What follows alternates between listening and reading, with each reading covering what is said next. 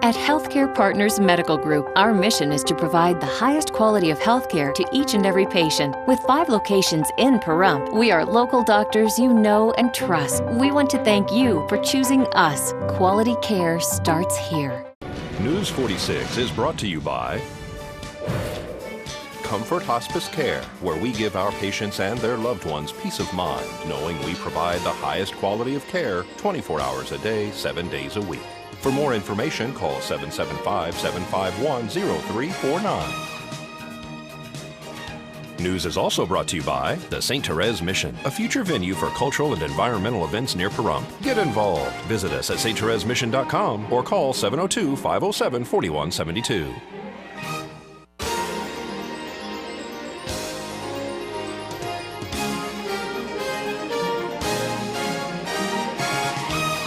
Tonight on News 46, new information is released regarding a sexual assault case. Gun legislation passes through the Senate. And the Bob Roode Community Center is filled with job seekers. News 46 starts now. You're watching KPVM News 46 with Glenn Evers and Monique Mitchell. News 46, local coverage you can count on.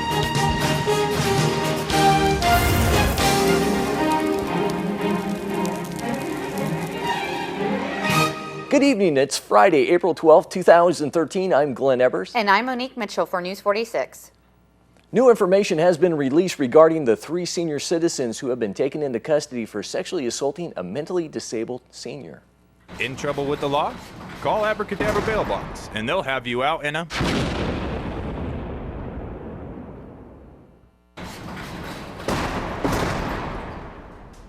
According to sources, 69-year-old Michael Mack, who was arrested for sexual assault on a vulnerable person, allegedly has been assaulting the victim for almost a decade. Mack was arrested with an 81-year-old man, Arthur Gatsky, and a 65-year-old George Caroha for the same charges: sexual assault of a vulnerable person, abuse of a vulnerable person, and preventing or dissuading the victim from reporting a crime. Mack is a member of the Kiwanis Club and on the board of Nye Communities Coalition and serves with many other nonprofit groups.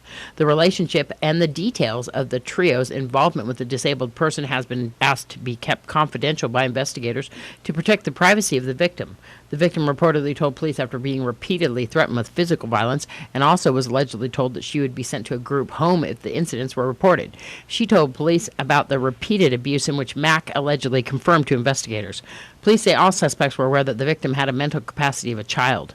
Mack was taken into custody on April 9th and booked in the Nye County Sheriff's Office Detention Center, where he is being held in lieu of $65,000 bail.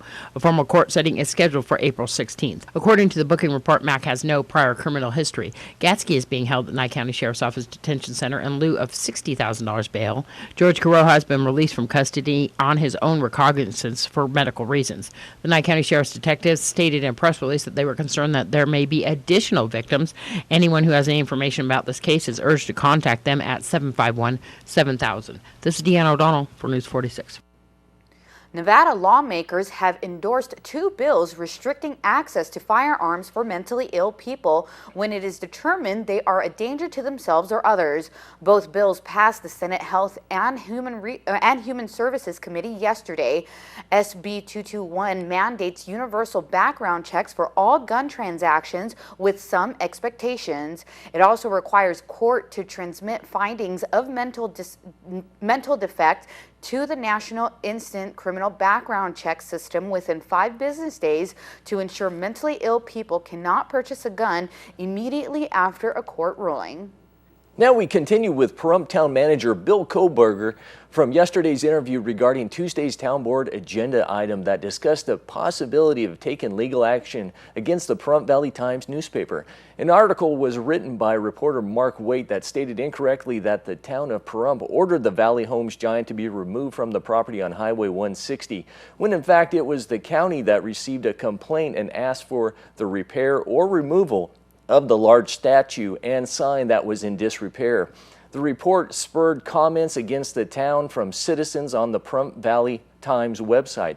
Koberger wants to stop unwarranted attacks on the town and its officials, stating that it's ruining our image. The town manager says he doesn't mind negative press as long as it's accurate. But what we want to have a handle on is positive press and correct press.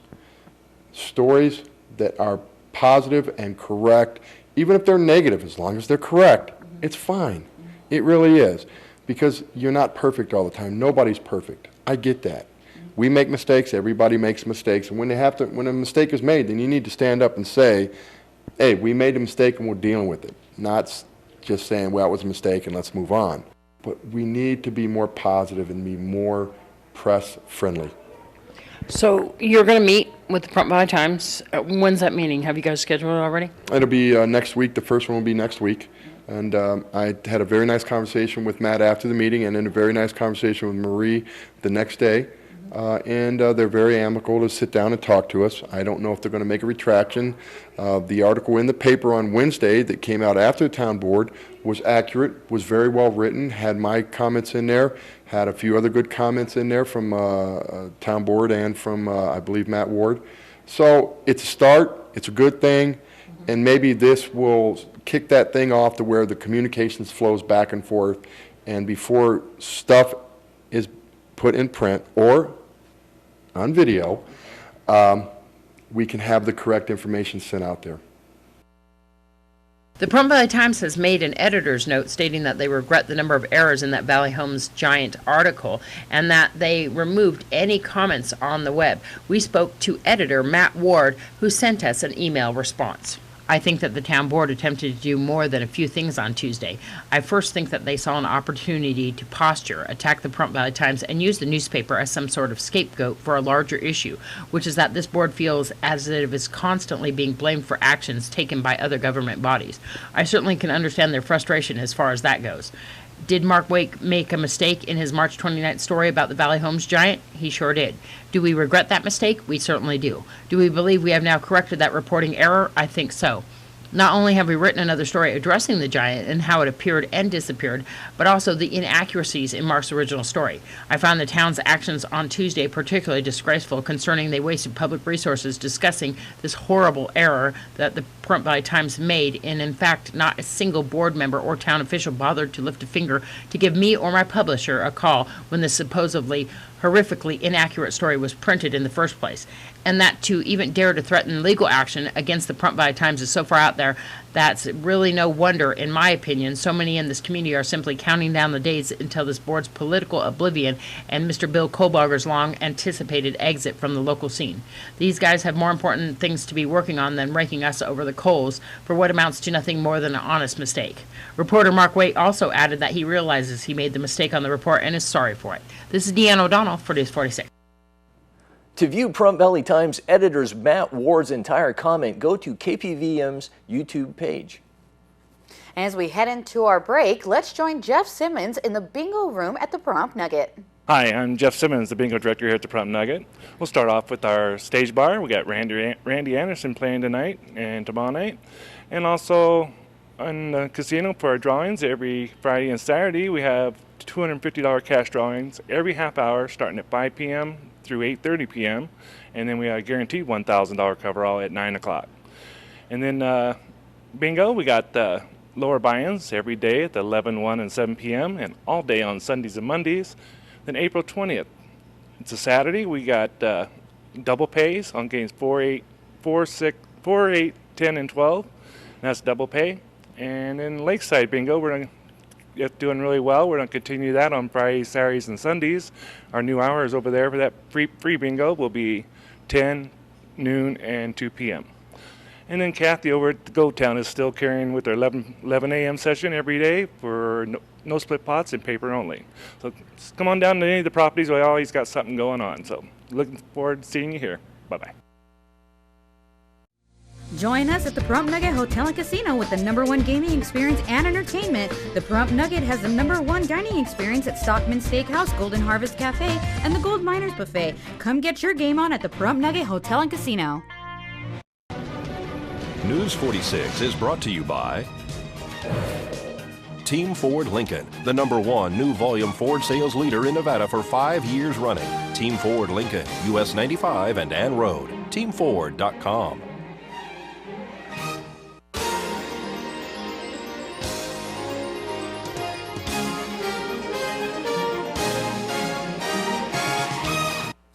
Welcome back to News 46. A huge estate and seized vehicle auction is being held tomorrow on Margaret Street. Here's Ski Sinski to give you all the details. We have one of the largest auctions of the year. Once again, under the Funds Recovery Program, we're auctioning off a bunch of cars for the Nye County Sheriff's Office. If you look behind me, we have probably 5 vehicles that are from the Sheriff's Office. They were vehicles that were seized, and the money goes back into the Sheriff's Program. Additionally, we're supporting Two Star Towing. Two Star Towing has probably 10, 15 vehicles here that are their lien sale. And then we have a couple vehicles that are out of private estates. Probably the highlight vehicle, most certainly, is the Mercedes. It's a 1997 Mercedes S500 with bells and whistles that are beyond belief. Amazing. Additionally, we're going to continue on with our regular estate sale. We have a great array of beautiful furniture. We have electric reclining sofas, stainless steel fridges, jewelry, and it should be a very, very exciting day and certainly a great sale. So we're down here on Margaret Street. People can actually preview the items when? Right, you can preview all day today up until 5 o'clock, and then tomorrow we'll be here at 9 in the morning. And you can preview from 9 all the way up to noon is when the sale starts. And for more information, they can look on the web? You bet. www.auctionnv.com, or you can just give us a call at 775-751-4867. Where are you located? 800 Margaret Street, right off of 372 between Lola and Linda. A prostate cancer seminar will be held tomorrow at the Pahrump Senior Center located on Basin Avenue. It's for all of our gentlemen in the community, especially the seniors. It is prostate cancer. Dr. Luenda, who is a board-certified radiation oncologist, is going to be doing a seminar here, and he's done them before over here at the center as well. And it's so important for the seniors and for the men, period, to know about this. You know, it's a #1 killer of men in the country, so it's something that they need to be aware of. And it's a great seminar. It'll be hosted tomorrow at 1 o'clock tomorrow here at the Senior Center. And so everybody come on down to the Senior Center at 1 p.m. Find out all about this. Men, even to their loved ones, should attend this.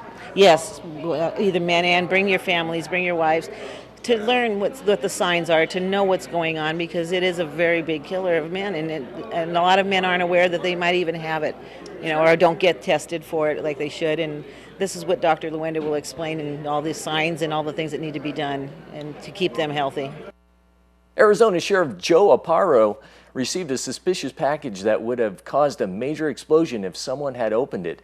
The Maricopa County Sheriff's Department told reporters today the package was noticed by an alert postal employee in Flagstaff who thought he spotted gunpowder residue on the package. Police in Flagstaff x-rayed the package, noticed that it appeared to be an explosive device, and rendered it safe by blowing it up in the water cannon.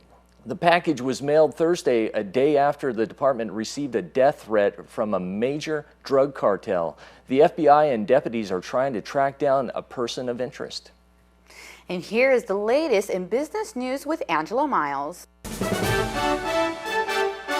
This is the First Business Brief for Friday, April 12th. I'm Angela Miles. Some of the world's top automakers are issuing a massive recall of 3.3 million vehicles, led by 1.7 million Toyotas, 1.1 million Hondas, along with several thousand Nissans and Mazdas.